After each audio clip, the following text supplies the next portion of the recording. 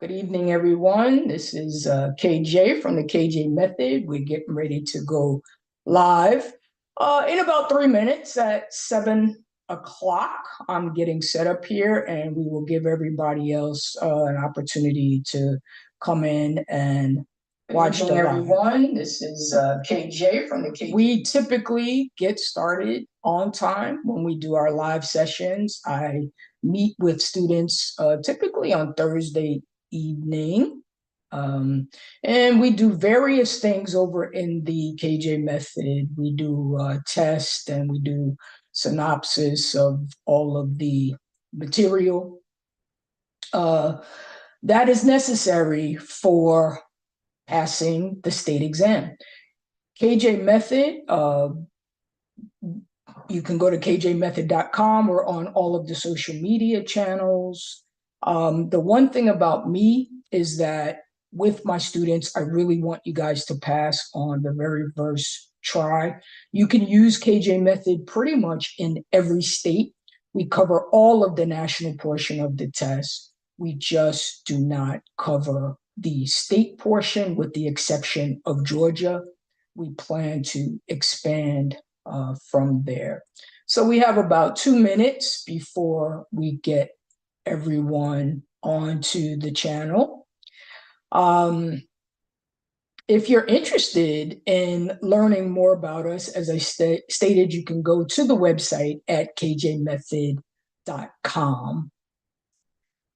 One thing about me is I really believe that you need to know your vocabulary. That is number one. That's your number one job. Learn your vocabulary. And once you have your vocabulary down pat, and you need to learn it by term, you need to know it by definition, you need to know it by fill-in. Once you have your vocabulary down, you can then move into the concepts of property ownership and title transfer and so forth, finance, valuation. It is very important to know exactly what is going to be on the state exam in your particular state. Once you know that, then you're able to work your way backwards into the test.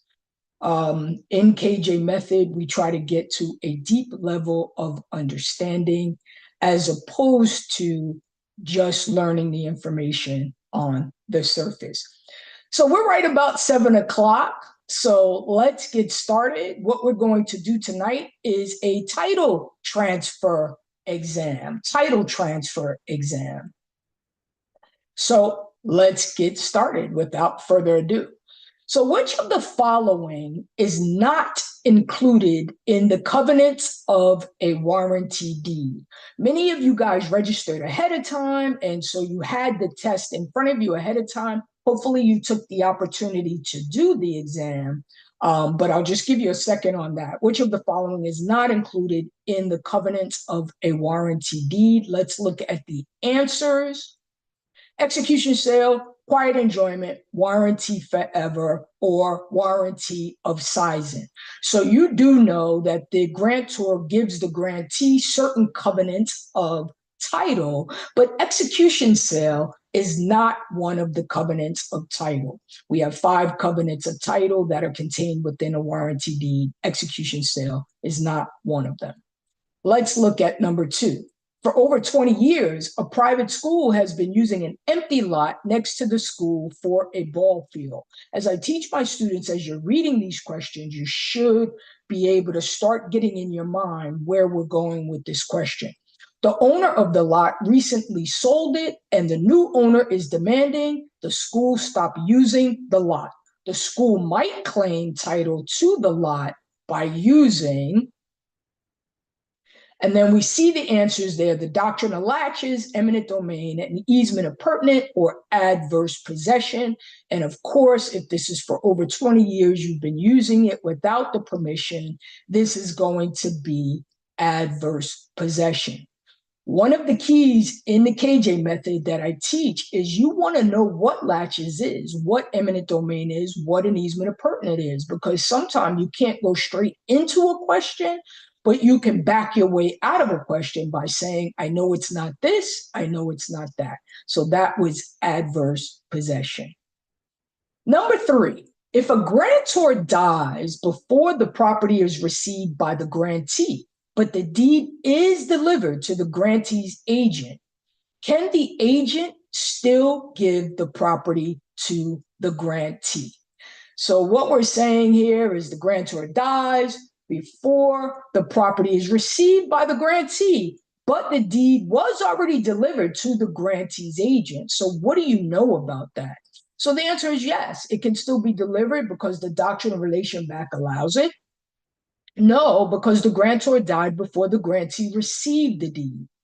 Yes, because it was delivered to and accepted by the grantee. Well, we know that's not true because it said the grantee never got it. Or no, it must be given directly to the grantee. So what do you know about this? Well, what you do know is that if you give a deed to either the grantee or the grantee's agent, it's just as good. And that is called the doctrine of relation back.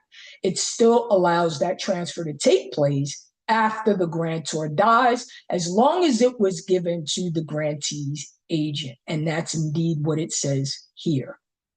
Okay, number 4. In order for there to be a valid deed conveyance, the deed must be, I'll give you a second on that, signed by the grantee, accepted by the grantor, recorded by the grantee, delivered to the grantee. So what do you guys think on this one? In order for it to be a valid deed conveyance, looking at A, signed by the grantee never signs the deed. So we know that that can't be the answer. Accepted by the grantor? No, the grantor is actually the one that's giving that deed to the grantee. So B is incorrect. Recorded by the grantee. Valid deed conveyance recorded by the grantee. No, it has nothing to do with it. If you remember, recording has nothing to do with whether this deed is valid or not. And in fact, you don't have to record at all. So delivered to the grantee, yes, it cannot be a valid deed conveyance until it is delivered to the grantee. Number 5, in which situation might a cloud on title result if it is searched in 2021? You guys know a cloud on title is something that's making that title murky, right? There is something that makes you go, there's a problem with that title. There could be an encumbrance, right? It could be a number of different things on that title, but it's not allowing that title, to reach its full value. All right, so all the documents were properly recorded from the time from which the building was constructed. Well, that wouldn't be a cloud because everything's properly recorded. So it's perfect. This title is good. There's no problem with it. So that's not a cloud. A grantee took title in a fictitious name and then reconveyed that property in the same name. That is also not a cloud. Contrary to what you may think, is that you can take title in a fictitious name as long as you reconvey that title in the same name. If you do that, then there is no cloud on the title. A lien recorded in 2002, it wasn't satisfied till 2018. That could be a cloud, but not when we search it in 2021. If we're searching it in 2021, it has already been satisfied in 2018, so there is no cloud. So obviously it's going to be D here, which says a title search reveals that in 2010, a defective legal description was recorded, and there is no indication that that was corrected, and so that would be the answer. Number 6, John sells a property to Jim and puts a reservation in the deed. What did he most likely reserve? You guys know that anytime you hear this word reservation, we are talking about use, something that he wants to continually use on the property. That is your buzzword with reservation. So let's take a look at it. Title a part of the land? No, that would not be a reservation. Oh, look at B. use of the lake on the land. So that's going to be the answer. We can continue a reversionary interest in the land. No, a reservation does not do that. And a remainder interest in the land. And those two are pretty much the same, right? So that can't be the answer. So the answer is going to be B. Anytime you think reservation, you got to think use. Dale decides to sell his home. He puts it on the market and finds a buyer. We learned through a title search that there are several encumbrances on the property, and Dale is not going to be able to give a general warranty deed to the purchaser. When the title company is presented with the abstract of title, it decides that it will issue a title policy anyway. The type of title that Dale has is called. All right, let's first break this down. Sometimes you guys see these long questions and it's like, I don't know what to do here, right? So we're just saying he's trying to sell his home and it has many encumbrances on it. And generally, what you need to give a person is marketable title. And marketable title simply means that it doesn't have any encumbrances on it, right? It's good title. And so you would give them this general warranty deed, and you're saying you're giving them a covenant against encumbrances. But he cannot give that here. He can't give that here. So what is he saying is that he has all of these encumbrances on the title. He can't give them a general warranty deed. But when they go to the title company says, hey, that's okay. We will insure this title anyway. All right. And that means that this title is going to be insurable title. So the difference between marketable and insurable, marketable title has no encumbrances. It's really good title, right? Insurable title may have encumbrances, but the title company is going to insure the title anyway. You ever have like car accidents and you get to go to the best company because they'll say, do you have any accidents? You say, no, I don't have any accidents at all. So you get to go to the best company. Allstate will take you. But if you say that I have several accidents, then they go, we got to find you a company. All right. You're still going to get insurance, but they have to find you a company. So if they have to find you a company, that's more like insurable title. Marketable title is when you don't have any tickets or any accidents, okay? And we know that this is not a cloud on title. If you knew your vocabulary, you know that this is not describing a cloud or color of title. Number 8, Carla is the seller on a piece of property that Ron is purchasing. The title examiner goes to the county courthouse to perform the title search. The examiner cannot remember the seller's name of the property, but he does remember the address to the property. And so he should use the what? This is straight vocabulary, guys. You guys gotta just know this one. The answer is he's gonna use the tract index. He does not have the name, so he can't use the grantor or grantee index, but he does have the address, so he's gonna use the tract index. Number 9, Carol is the purchaser on a single-family home. She's taking a loan on the property. At the closing, Carol is at the point of purchasing title insurance. She purchases a lender's policy, but she declines to purchase an owner's policy. She doesn't want the owner's policy part. 3 years after she moves in, it's discovered that she has an income tax debt. The IRS has been attempting to collect this debt for 10 years from her when it discovers that she owns a house. So it decides to put a tax lien on the property. Carol contacts her title company. And what does the title company say? So essentially here, guys, what we're saying is she's the purchaser of a home. She owed money from a long time ago.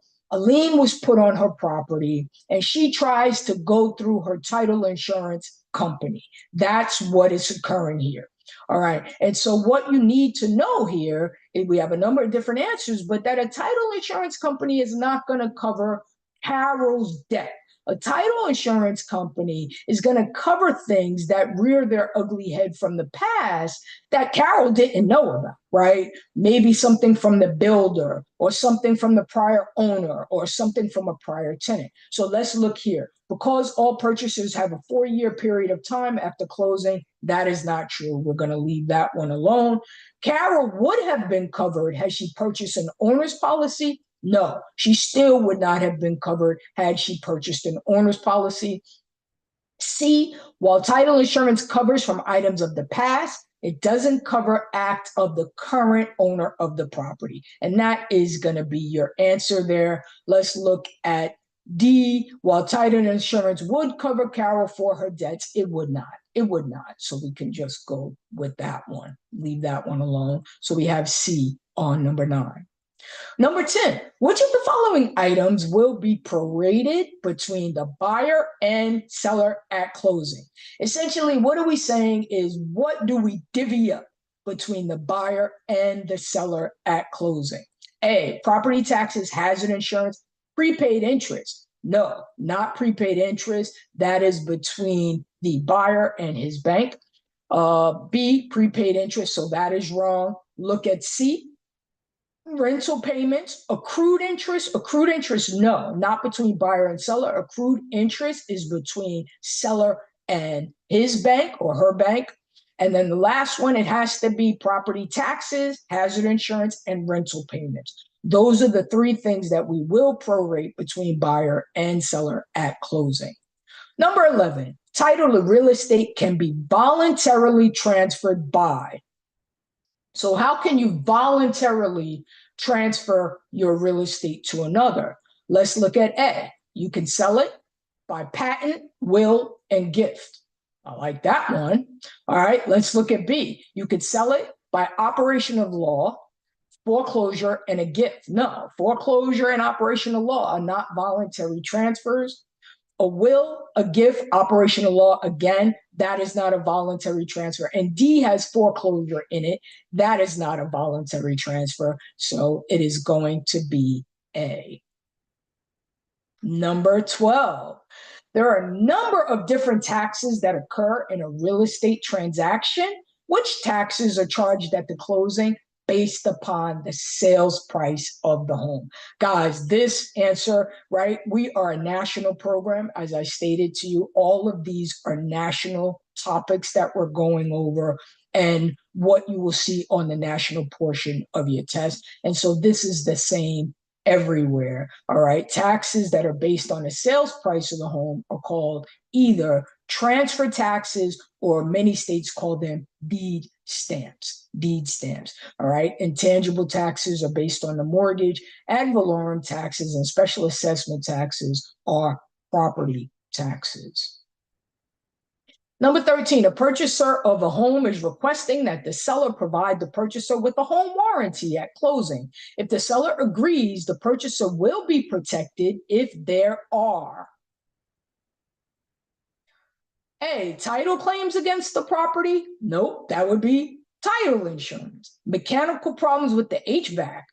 Yes, that is something that a home warranty would cover. Tree damage from the storm. No, that is going to be your hazard or your homeowner's insurance on the property. And a neighbor falling down on the lawn. No, that is going to be your liability insurance on the property. Understand there are a number of different types of insurance, but home warranty is going to be for things that break in the house. 14, the purchaser of a home is going to assume the seller's insurance policy. You're going to assume the policy. You're going to take the policy over. But the seller did not pay the policy because it is billed in arrears. That is another word you need to know. Arrears means behind. The seller did not pay it. It's in arrears. At the closing, what is going to happen, right? So the buyer is going to take over the seller's insurance policy. Now, look, guys, there's a lot in this question, but I really want you from the question, if the seller did not pay it because it's billed backwards in arrears, then the seller would now have to pay some money, okay? So is the seller going to be credited or debited? Credited or debited? And we know that the seller would be debited, not credited, because he's not going to get money. He's going to have to pay some money. So the first thing we can do is eliminate. The seller is going to be credited? No. So B is wrong and C is wrong. So the only thing we're left with is A, and D. So either the seller is going to be debited and the buyer credited. So that is correct on both A and D, right? Look at the first section there, A and D. And then the buyer will be credited and the seller debited. Yes, that is correct. But then look at the last one on A and D. The insurance company is going to be debited or credited. The insurance company is going to get money. So the insurance company is going to be credited. That's how you have to break down a question. You're looking at this, the homeowner, the purchaser of the home is going to assume the policy, but the policy was not paid. It was not paid. And so you begin to say, who's going to get the debit? Who's going to get the credit? And then you can do it from there. 15, the MacArthurs are selling their home. They have occupied the home since they bought it 20 years ago for $150,000. They've done other repairs also throughout the course of the 20 years, totaling $200,000. The property is sold for $830. After the closing, they receive a 1099 for $680 profit that has to be reported to the IRS. They were under the impression that they wouldn't have to pay any taxes on the home. Are they correct in this assumption? So what do we have that's going on here? We have a married couple that sold their home for $830 and they bought it for $150 20 years ago. That's what we have, right? And so when you subtract those two things from each other, you get $680,000 in profit that they made on the property. I'm disregarding the $200,000 right now just for ease, okay? So they made a $680,000 profit and they get this 1099, and do they have to report it? Of course they have to report it, but are they going to pay taxes? This is testing you on if you know the rule that a homeowner who has lived in that property, right, for a certain period of time, the last 2 out of 5 years, they're a married couple, they are going to get $500,000 free when they sell the property. And so if they made a profit of $680 and they got $500,000 free, right? This is an IRS rule that we have, right? Then they are going to only have to pay taxes on the $180,000. And so you guys should know that rule. If it's a single person, it's $250,000 in profit. If it is a married couple, it's $500,000 in profit. Like I said, here I'm disregarding the $200,000 just for ease.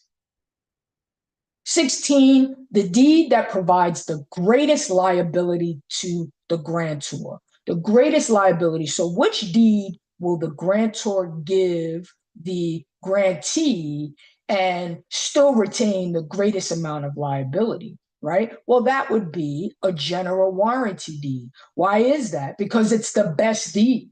They are giving all of the warranties for all time. And so since they're giving all of the warranties, they have the greatest liability with this deed.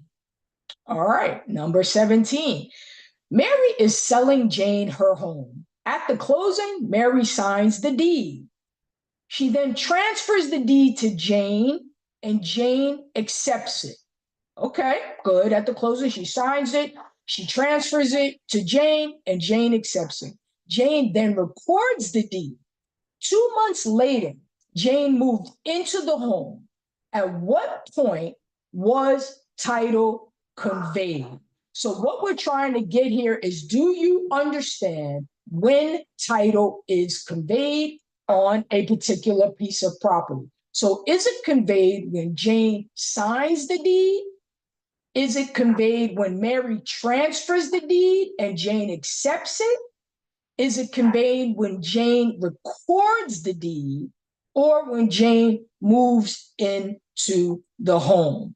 All right, so it is conveyed when Mary transferred the deed and Jane accepted it. What we require is delivery and acceptance. When Jane signs the deed, All right. Oh, at the closing, Mary signs the deed. Jane never signs the deed because Jane is the grantee. So the grantee never signs the deed. When Jane records the deed, Jane does not have to record the deed for this title to have been conveyed to her. The only thing that she needs is delivery and acceptance of the deed. And when she moved into the home, no, that goes to whether there is constructive notice, not to whether title was conveyed. 18, Johnny has a loan on his home where he owns more to the bank than he can sell the property for. He owes more to the bank than he could sell it for. He decides to attempt to speak with his bank about it, and the response is that they will allow Johnny to sell his home for less, and the bank will release the lien for the new purchaser. What is this describing? What is this describing? Pretty easy. This is really straight vocabulary. This is describing a short sale. Understand that a short sale, anytime you see that the person owes more to the bank, right, then they are able to sell that property for, you have to go to the bank and ask them. If the bank says yes, go ahead and sell it for less amount or release the lien. That is a short sale. John purchases a home where the closing takes place on January 18, 2019. Immediately after the closing, John goes on vacation. He doesn't record the deed. He just goes on vacation right from the closing. Several years pass, and John finds the deed in one of his briefcases and decides to record it. 3 years later, will he be allowed to record it? Well, sure. There's no time limit on recording. There may be some problems, but no time limit. So let's look at the answers. No, the deed recording must happen immediately. No, that is not true. So A is incorrect. Yes, John can record the deed at any time, but he may be subject to claims from others who gave constructive notice of ownership. That's the problem, right? We want to record as early as possible. You can record later, but some things may have happened between 2019 and 2022. One of the things that could have happened is somebody else could have recorded a deed prior to him, right? Which could be a problem. So that's definitely going to be the answer. But let's look at the C and D. No, John's failure to record placed a cloud on the title. It did not. And then D, yes, John can record the deed, but it must include an explanation. No, that is not correct. 20, John and Mary entered into agreement where Mary is purchasing John's home for $300,000. They decide it isn't necessary to put the agreement or the deed in writing. John gives his oral intent to transfer the property to Mary. She pays him, and Mary moves in. Then John dies 3 weeks later, and he has heirs too. Which of the following is true? I bet you a lot of you guys got tripped up on this question. All right, let's look at them all. A, the transfer of the property is invalid because it was not in writing. If you're my student, you better know that A is not true. All right, A is not true. We're going to talk about why in a second. The transfer of the property is valid, and it didn't need to be in writing for validity, right? I like that answer, not bad. C, the transfer of the property is invalid since John had heirs. No, it's not invalid, regardless of whether he had heirs or not. And then D, the transfer of the property is valid because she paid for it. And we know that payment really doesn't go to validity. So let's go back to what you guys learned in contract. The answer here is going to be B. What you guys learned in contracts, you guys know that there is a certain thing for a contract to be valid. It has to have call. It has to have consideration, assent, legal capacity, legal purpose. All right. And then we have this thing called statute of frauds where we say that certain things need to be in writing to be enforceable. But the statute of frauds doesn't go to validity. The only thing you need for validity is call, right? Consideration, assent, legal capacity, legal purpose. You do not need for it to be in writing for validity. So what I teach is that enforceability generally comes before validity. We here, because it wasn't in writing, doesn't mean that it wasn't valid. It just means that these people are not going to be able to go to court if a claim arises, all right, which a claim here is going to be it's probably going to arise, and these people are going to be in trouble because they should have put it in writing and they didn't. But it doesn't mean that it's definitely invalid. So what I want you to remember is that a writing doesn't go to validity, it goes to enforceability. In 2022, John put his home on the market and he found a buyer. John purchased the home in 1998. When a title search was done by the potential purchaser, it was discovered that in 2008, there was a judgment placed on the home because John didn't pay his visa bill. What would be the best way for John to have this problem corrected so that the buyer can move forward? This one's pretty easy. John just needs to pay the bill and clear it up, right? So go to his title company and have them resolve the issue. They're not going to resolve the issue. This is John's issue. This is John's issue. B, inform the title company that he paid the bill and show them proof. That could be a good answer, except it tells us that he didn't pay the bill. So he can't really now say he paid the bill. All right, C, file a lawsuit against Visa. No. D, pay the bill. Pay the bill now. And Visa can issue a document releasing the judgment. Once we add that document to the title releasing the judgment, that clears the cloud off the title and we can move forward to closing. Fatima sold the property to Delilah on 4/5. Delilah immediately left the closing and went on vacation for exactly 2 weeks. 2 weeks, that's important, right? Because 2 weeks, 4/5, 4/19. Keep that in your head. It's not there for no reason. When Fatima noticed that Delilah had left without moving in, on 4/17, she resold the same property to Mark. Mark decided to go over to the property to check it out and return to his old home to pack. Delilah returned from vacation on 4/19, and she began having work done on the property to include landscaping, siding, exterior lighting, but she totally forgot that she needed to record her deed. On 4/23, Mark recorded his deed. So who owns the property? So guys, on this one, this is a whole lot of hoopla for nothing. Just follow the timeline. Delilah bought it on 4/5, on 4/17. This property was resold to Mark, okay? And then Delilah returned from vacation and began having work done. When Mark bought this property, he didn't really do anything. He went and checked it out and then left and went back to his old home. And then on 4/23, Mark recorded the deed. All you are looking for is who is the first to have given constructive notice. And on this particular one, we're going to say that on 4/19, Delilah cultivated that land. If you remember constructive notice, you can give it one of three ways. You can move into the property, you could record the deed, or you could cultivate the land. Whoever does any of those things first is the owner of the property. Simple as that. So looking at A, Fatima, because there's no indication that the deeds are in writing, that has nothing to do with it. B, Mark, because he was the first to record the deed. He was the first to record the deed, but he did not record before she cultivated the land. So C is correct. And then D, Delilah, because although Mark recorded the deed first, she purchased first. It has nothing to do with who purchased the property first. It has to do with who gave constructive notice first. And those are the three ways that you can do it. All right, Diane, a seller, gave a power of attorney to Dale, specifically authorizing him to go to her closing on Friday and transfer her deed. Dale signed the deed and delivered it to the grantee, Jim, at the closing. Jim accepted the deed and the money was wired into Diane's account. As per her instructions, everything seems like it's going as planned.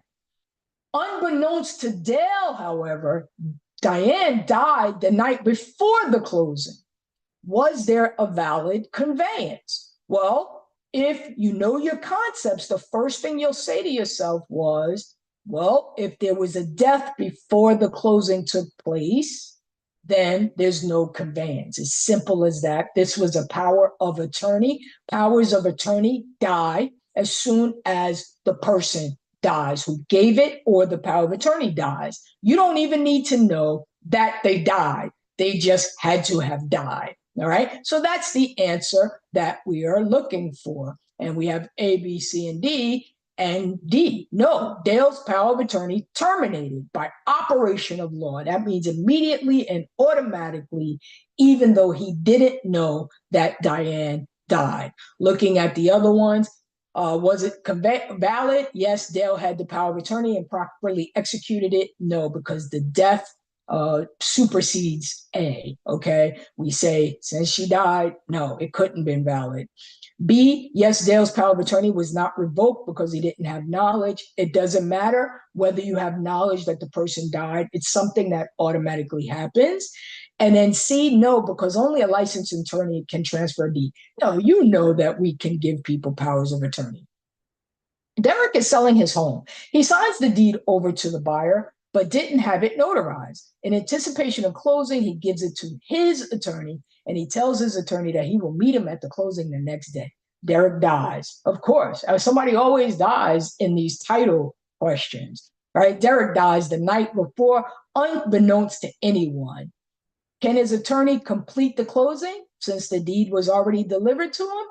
The answer is going to be no. It's going to be no, right? He gave it to his attorney. That means the way that I teach this is once it is on the other side of the table, there has been a valid conveyance. If it's on the same side of the table, the grantor side, and it doesn't matter to who, then there is no valid conveyance. Don't get tricked by these questions. It is still on his side of the table, so the answer is going to be no. The attorney cannot complete the closing because it must be delivered to that grantee while Derek is alive. So had he given it to the other guy's attorney, the grantee's attorney, then this one would have been good.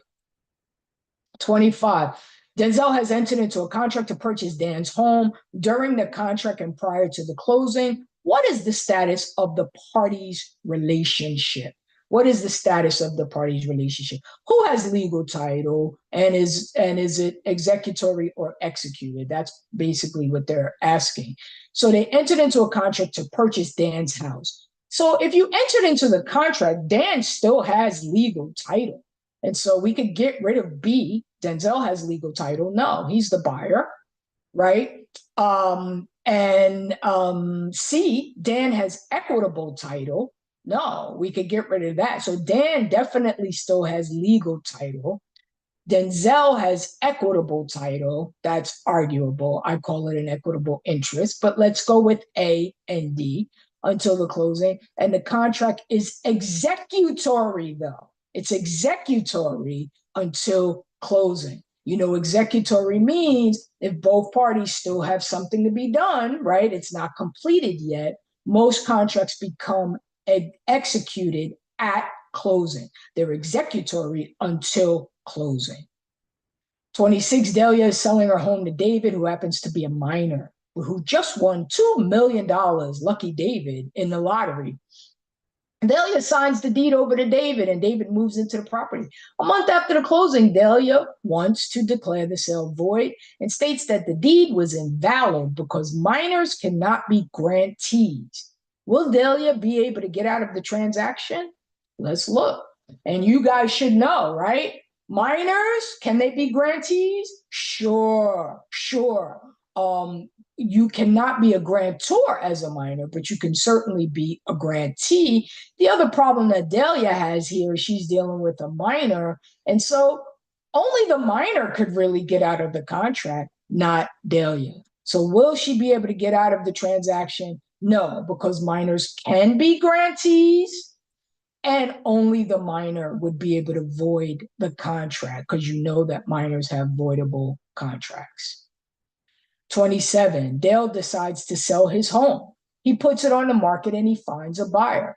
We learned through a title search that there are several encumbrances Oh, I am so sorry. This seems to be a duplicate. Well, let's just do it anyway. Several encumbrances on the property. Always bears repeating. Make sure we got it. And Dale is not going to be able to give a general warranty deed.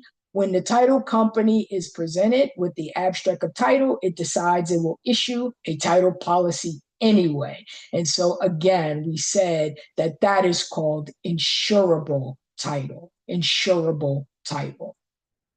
All right. 28, I changed this question because I did notice that there was a duplicate. I just happened to miss 27. Okay, Kim Grant, she purchased property under the name Kim Howe. Later, Grant, using the name Howe, sold the property to Lange. So Kim Grant, she purchased this property, but when she purchased it under the name Kim Howe. And then later on, when she resold the property, she resold the property under the same name, Kim Howe. So does Lange hold legal title to the property? And the answer, guys, is yes, because just because she took it under a fictitious name, that is totally fine for a grantee to do, as long as when the grantee then tries to reconvey that property, they become a grantor. As long as they reconvey it in the same name, then there is no cloud on the title. So yes, because she used an assumed name, it did not invalidate the deed. So let's look at the other answers. Does Lange hold legal title? Yes, because Grant conveyed it to Lange, has equitable interest in the property. That has nothing to do with it. Let's look at C. No, because Grant's use of an assumed name invalidated the deed. It did not invalidate the deed, guys. Deeds can be taken under assumed name, but we avoid clouds by allowing them to re-grant it under that same assumed name. D, no, because Grant should have used both names, Grant and Howe, in the deed in order to convey title. No, not necessary at all. If she received it under Howe, all she had to do was reconvey it under Howe. Same thing here. Which covenant in a general warranty deed guarantees that the grantor has title to the property and has the right to convey it to a new owner? All right, we have all of these covenants, right? Which one is the one that says, hey, I definitely have title and I have a right to convey it? You need to know these. These are just pure definition. That is the covenant of sizing. If you remember, in a general warranty deed, there are 5 covenants the grantor gives the grantee. You need to make sure that you know them all. 30, an attorney handling a closing for Mr. and Mrs. Jones sends a title researcher to the local courthouse to examine the title on a home the Joneses are purchasing. After the attorney receives the information, he writes a report to the title company, giving a rendition of the title documents that were on file. Basically, the attorney, right, he has all these title documents and he's going to write a report. So what is that opinion called? What is that report called? All right, chain of title, abstract, color of title, or cloud. It is called abstract of title. On this particular one, if you're really good and you know your vocabulary well, you're going to be able to pick it out, right? Even if you didn't know abstract, you're like, no, that's not a chain. No, that's not color of title. That's not cloud on title. It is an abstract on title. All right, abstract of title. All right, guys. So that is the end of our test. Before you go, it's my birthday tomorrow, right? And so what we wanted to do is for all the people that are on this live, that enjoyed this live, that enjoyed my style of teaching, right? I'm very interested in you getting a good understanding of the material. We are doing a special just till tomorrow evening at midnight. All right. If you are not a KJ Method member and you would like to become a member, if you go into our website and you use the code KJBDAY, just like KJ's birthday, right? So KJ, B is in boy, D is in David, A is in apple, Y is in yellow. That coupon code will give you $50 off the price of the KJ Method Platinum program, but you have to do it by midnight tomorrow night, because then I am done celebrating. Well, guys, I hope that you enjoyed this live session. This is something that we do with our students on Thursday evenings. Typically, the students will generally get the test ahead of time so that they're able to look for it. This time on YouTube, we did allow anybody who registered to be able to see the test ahead of time. But normally, we're going to try YouTube as a platform for doing more lives, but you won't have access to the test ahead of time unless you become a KJ Method member. All right. So hopefully you enjoyed this. Let us know in the comments if you did enjoy learning this way. And hopefully we'll see you again soon, or you will take advantage of that special. All right. Take care, guys. Thank you.